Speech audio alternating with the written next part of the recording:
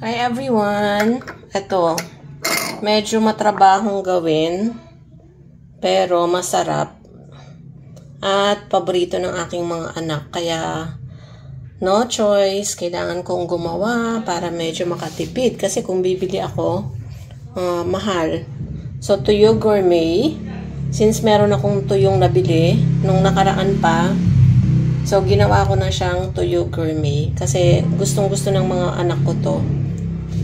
Medyo matrabaho lang kasi ipiprito mo muna yung tuyo, ganyan. Tapos kakaliskisan, tatanggalin yung tinik.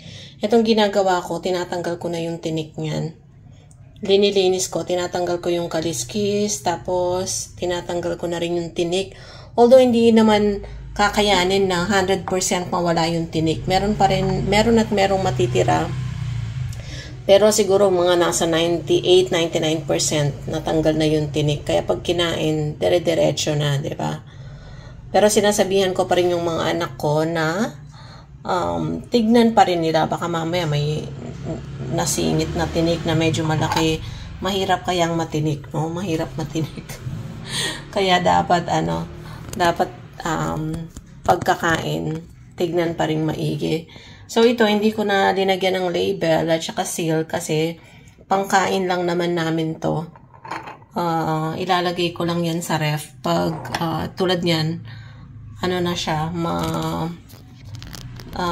malamig na, so pwede ko na yung ilagay sa ref.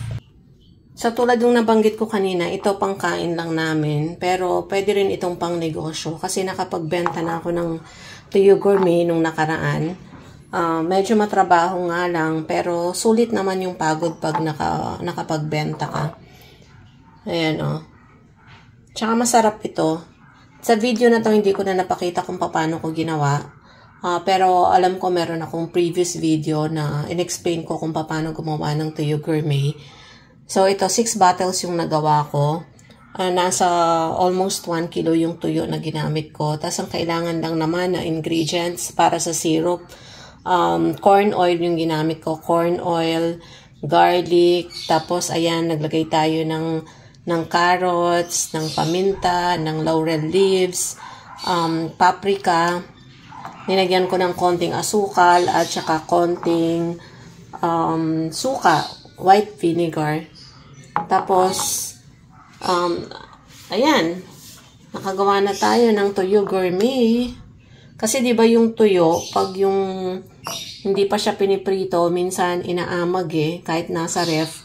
Kaya mas gusto ko na ginagawa ko na lang siya ng tuyo gourmet para at least yan, nakaluto na kasi yan prito na, naiprito na yung mga tuyo.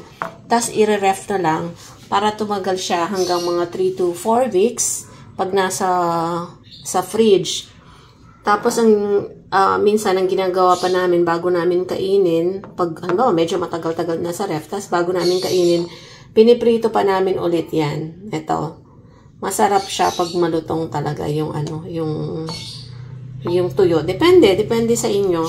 Kami kasi mas gusto namin yung parang medyo crunchy yung tuyo.